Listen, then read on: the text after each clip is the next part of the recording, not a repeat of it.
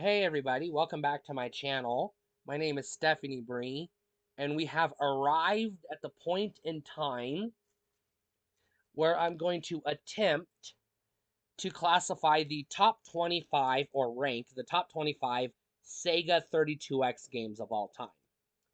This is an interesting but complicated list because there's only 34 games on the 32X.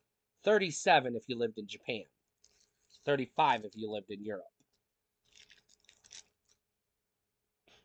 Which means paring it down to the top 25 is pretty much just thinning out the herd and then ranking them based on, enjoyment.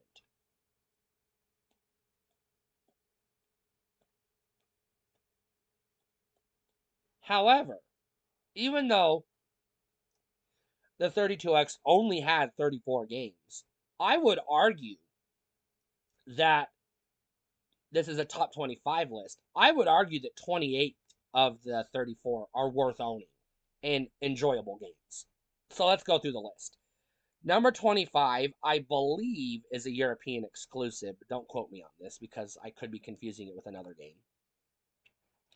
I've only experienced most of these games through emulation, so take that with a grain of salt. Number 25 is Dark Side. I believe that's how you call it. This is a sci-fi action game, which is, par for the course for the 32X.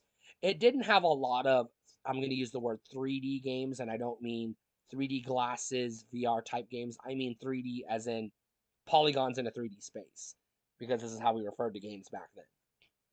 But this was one of them. Uh, it's okay. It just barely made the list. Number 24 is Brutal Above the Claw. This is a rare, and I don't mean rareware, Nintendo's buddies, fighting game on the 32X. It did not have a lot of fighting games, unfortunately. As a fan of fighting games, I loved the Genesis because it had a shit ton of fighting games and have mostly stuck with PlayStation over the years because that's where fighting games go.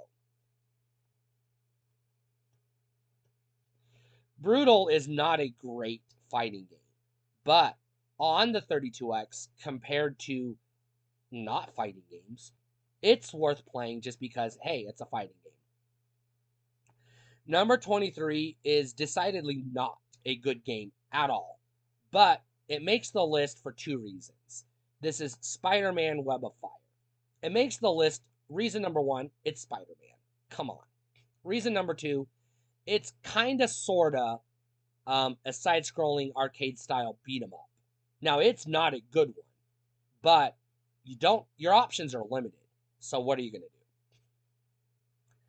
Number 22 is BC Racers, which I don't want to go so far as to say is the best racing game on the platform because, again, your options are limited.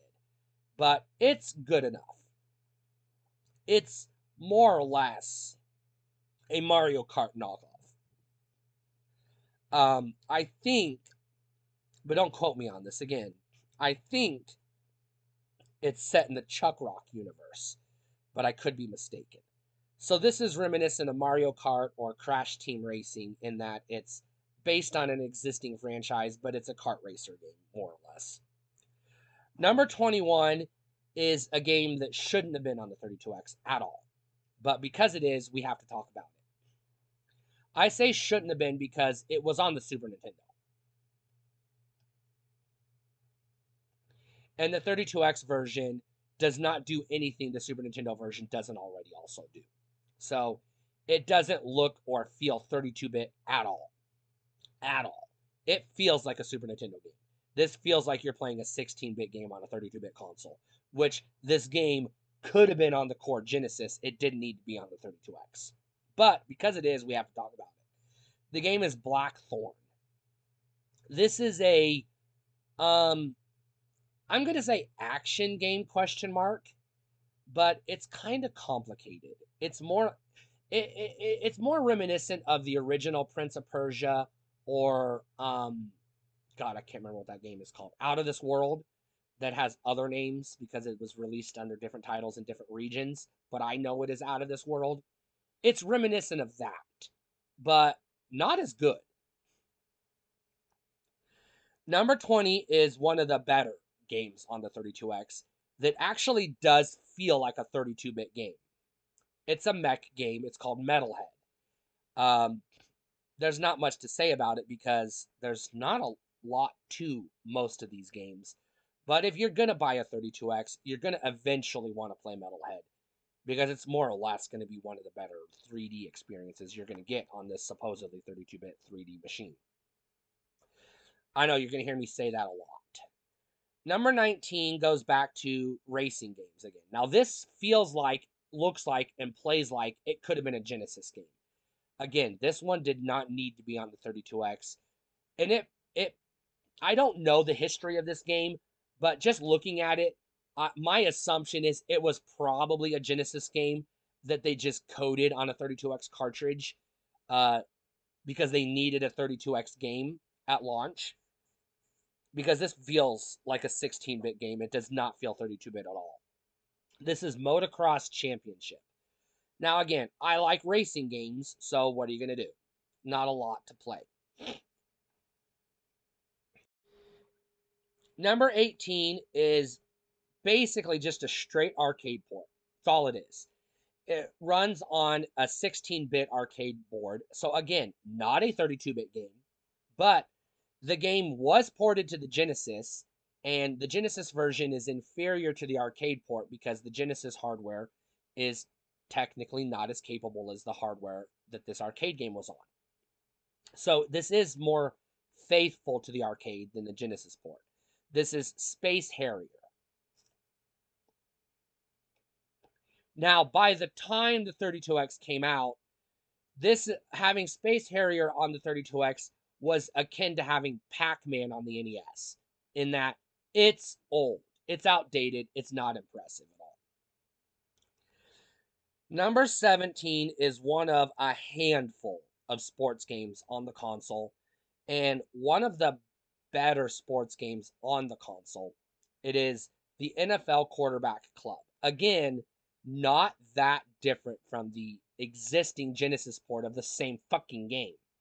But again, you want something to justify paying the $150 for your 32X in 1995. So what are you going to do? It's an adequate football game. It's no John Madden, but it'll get the job done. Number 16 is, again, another arcade game that exists on the Genesis. Again, the arcade version is a 16-bit game, so not a 32-bit game on your decidedly, supposedly 32-bit system. It's WWF WrestleMania, the arcade game. Now, I can't really, looking at it side by side, you'd have to take a magnifying glass to this game to be able to say, ooh, this is where it's better than the Genesis version, because it's basically the same goddamn game. Likewise, number 15, same story, just repeat everything I just said. It's WWF Raw, which actually is a slightly better game, surprisingly, but not by much. Now, I want to point out that at this point, we haven't gotten to good games yet. We're just talking about, what's on the 32X. So, to be fair, you're not going to find a lot of quality games on the system. Number 14, I put under the camp of an actual 32-bit game. It's a side-scrolling platformer.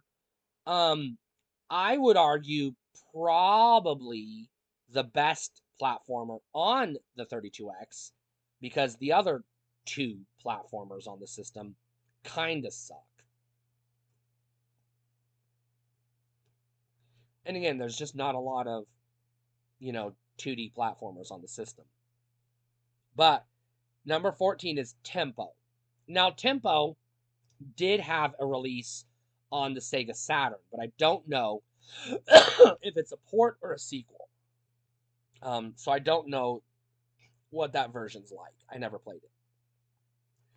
Number 13 is probably the best, I would say, exclusive to the 32X.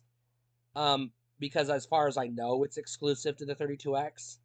And it's one of the best games to take advantage of the 32X hardware. It's called T-Mech, which again is just a mech game. Not a spectacular game in its own right, but on the 32X, it stands above most of the rest.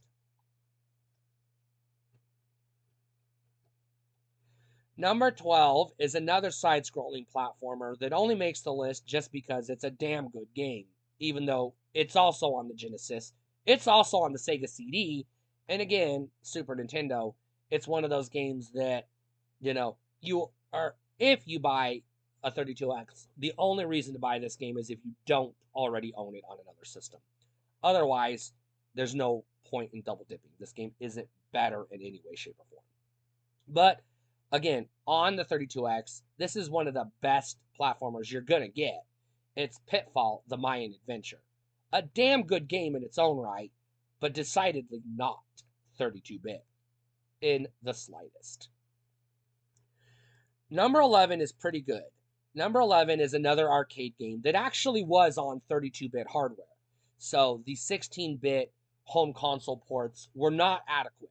So the 32X version is the first home console version that does this game justice. Now it would later get superior ports on the Sega Saturn and Sony PlayStation, as well as subsequent consoles that's been re-released in its entirety in its actual arcade version. But this game is Primal Rage. Now I'm a sucker for Primal Rage. I fucking love this game. Now it would be higher on this list on its own merits, just because I love Primal Rage. But looking at what's to come, I decided, you know what? Number 11 is a good place for it to be because there are some quality 32-bit games coming up, which is what you want from a 32-bit console. Now, number 10 just etched out Primal Rage because the core game, again, this is an arcade game, is fucking fabulous. And this edition of the game is pretty good, pretty solid. I do not know, so don't quote me on this, if this game was on the Genesis or not. If it is, well, there you are. This is NBA Jam Tournament Edition. Now, again, it doesn't feel like a 32-bit game, but it does feel like an arcade game. And that's kind of what you want. If you can't at least if you can't get a game that feels like a 32-bit game, you at least want a game that feels like an arcade game, if nothing else. Which takes us to number 9, another arcade game. This time you're getting an arcade game that again was on a 16-bit hardware in the arcade, ported to the 16-bit Genesis, also ported to the Sega CD. But the 32X version is arguably, I would say, the definitive version. This is Afterburner Complete. Now, Afterburner is one of the better looking arcade games on the 32X, even though it still doesn't really feel 32-bit. It does feel better than the previous versions. So it does feel like this one is worth owning. Number 8 is the game I bought the console for, but turned out to not be the best game on the console, to tell you the truth. This was the game I read about in magazines that made me want a 32X. And again, I already had it on Genesis. I already had it on Super Nintendo. Had it been on Sega CD, it might have been better than the 32X version. We'll never know. Now, there is a PlayStation port of this game, but it was Japan only, and it was censored. And there is a Saturn version of this game, but it's the 32X version on a CD-ROM. So it's not worth it because it's literally the 32X version. Again, it's an arcade game. This is Mortal Kombat 2. I love Mortal Kombat 2. It's one of my favorite video games of all time. It just doesn't feel like the 32X version is better than the other two versions enough for me to say, oh yeah, this is a great version of the game. It's just another version of the game. Better than the Genesis version, I would say on par with the Super Nintendo version. Better in some ways, not as good in other ways, on par. Now, number 7, as far as I know, is a 32X exclusive, and as far as I know, has never been ported elsewhere, even on modern retro consoles or emulation, through eBay or not eBay, digital stores, eShop, etc. This game exists exclusively on the 32X, which is why I ranked it higher on the list than it should have been because gameplay wise, it's not a great game, but this is one of those very few games that does justify owning a 32X if you do buy one. This is Zaxxon's Mother Base 2000, a very impressive 3D game for the time, for the hardware. Keep that in mind. Number 6 is another arcade style fighting game. This one was not released in arcades, and it is not, to my knowledge, ported elsewhere. So this is another 32X exclusive. In its own rights, not a great fighting game, but again, on the 32X, it's better than some of the others just in that it's exclusive to the system and does take advantage of its hardware, which means it's going to sell you on the 32X. This is Cosmic Carnage. Now, in the grand scheme of things, it's a mediocre fighting game at best. But at least it does, try to use the 32X hardware to its advantage. You got to give it props for that. Number 5 is, I believe, another 32X exclusive, but I'm not 100%. But it's a great game. One of my favorite games on the 32X. Now, not the top of the list for reasons, but one of my favorite games, and one of the first games I bought, which made me go, okay, I'm happy I bought a 32X when I got this game. This game made me happy to own a 32X back in the day. This is Shadow Squadron. Now, this is basically it's basically a space shooter, so it's like a Star Fox type game or a Rogue Squadron type game. It gets the job done. It's pretty solid game. Number 4 is hands down the best arcade racing game on the console.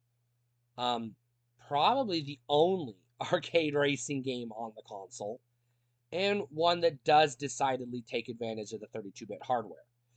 The game does exist on the Genesis, but it uses a special chip to fake 32-bit graphics or 3D graphics. Obviously, you figured out by now, it's Virtua Racing. The arcade version was innovative and very impressive at the time, and getting a decent home console port was pretty impressive at the time. Number 3 is probably definitely the best fighting game on the system. It's Virtua Fighter. I'm going to save you the roundabout. Virtua Fighter on the 32X is one of the handful of games that really sells the 32X and does a good job demonstrating what the 32X could have been. Could have been. And it's still a fun game. Again, you can get it on Saturn. In some ways, a better port, but you got to get Virtua Fighter Remix. Don't get the first version. It's basically the 32X game on a disc. Number 2 is Star Wars Arcade, another arcade game. It does take advantage of the 3D hardware. Pretty good game. You're all wondering, what's number 1? Is it the bird game? Is it something else I didn't mention? No, it's Doom. Doom is by far the best game on the 32X. It's a solid port of Doom.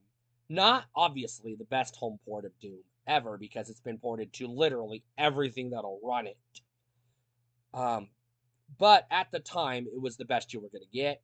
It was better than the Super Nintendo version. There was no Genesis version for whatever reason. If you're going to buy a 32X, Doom is most likely, if not the first game you buy, one of the first games you buy. And it's going to be one of the few you go back to. Most of the rest of these are going to sit on your shelf as trophies. This is one you're probably going to play. Stay cool.